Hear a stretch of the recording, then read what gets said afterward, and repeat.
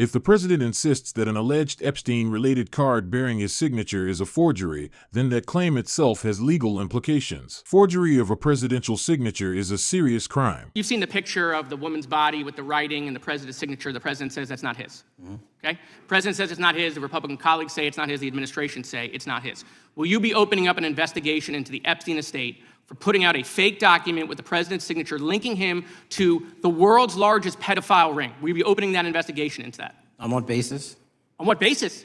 They literally put out a fake document, according to the president, with a fake signature. It's a forgery of the president of the United States signature. That's the basis. Sure, I'll do it. Okay, I look forward to that investigation. And I want to caution my colleagues on, one-sided violence in this country.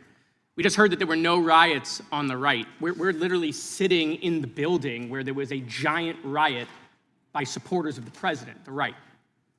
We also heard that only leftists, have said that Trump is a Nazi. In 2016, the current vice president of the United States said, Trump is either a cynical asshole or he's America's Hitler. And so this is the problem. I don't want to have to say this garbage, but you want me to sit here and get painted with one brush, the whole left. No, there are extremes on the left, and there are extremes on the right. And we collectively should tackle that.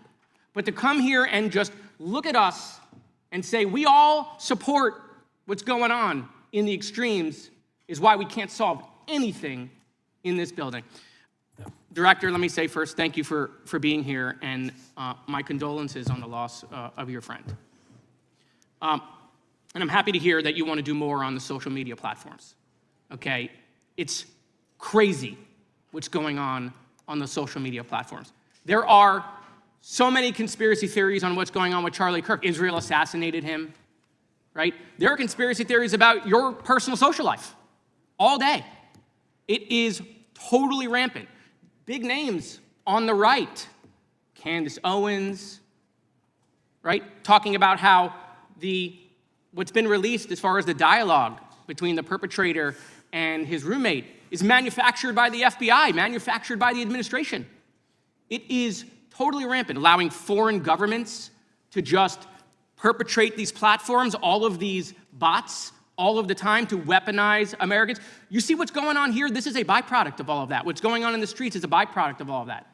What's happening is you see people celebrate Luigi Mangione is a byproduct of all of that. And so if we want to do something, then we should talk about Section 230. We should talk about how we're going to make sure that we don't let foreign governments poison our children's mind. And so I will work with you on that, Director. I'll work with you on 230 any day. No problem. So now, that was the good part. I want to take your attention back a second, okay? Breaking news. Kash Patel is nominated to be the FBI director.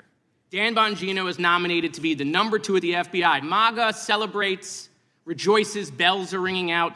The team, Patel, Bongino, that sought out every podcast microphone to talk about the Epstein list, the names are finally going to get released. It begins. They produce white binders. Phase 1 with the podcasters. This is not actually one of them, of course. I made this. Your name's on it, right? And the names are going to come out. Pam Bondi says the list is on her desk. Then a memo comes out all of a sudden and says, there's no list.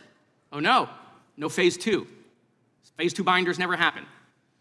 You said the conspiracy theories around Epstein just aren't true. They never have been.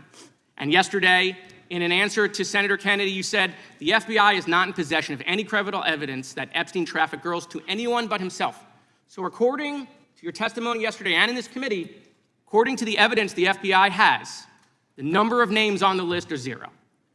No, zero. The index has been released, and the number of people involved in that trafficking operation were charged in 2018. Other than Epstein and Ghislaine Maxwell, your testimony in the Senate and here is that according to the evidence you have, the number of other names is 0.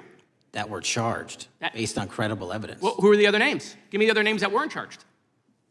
We are not releasing the names of anyone because the Department of Justice never does that of anyone that didn't have any credible information to attack them. Let me move forward. What you just watched wasn't really about Jeffrey Epstein alone. IT was about credibility, power, and whether institutions meant to protect the public are being bent to serve political narratives instead of facts.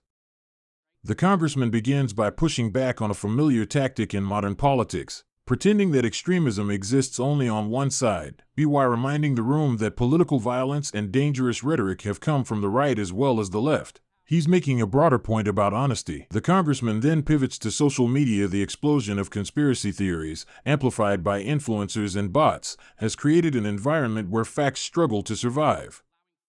It radicalizes people, undermines trust, and fuels real-world violence.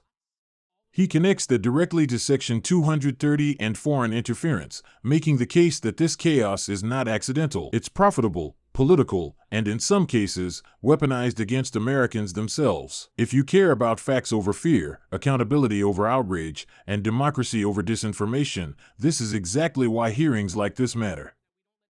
Stay engaged, question sweeping claims, and don't let viral narratives replace evidence. That vigilance is how a democracy protects itself.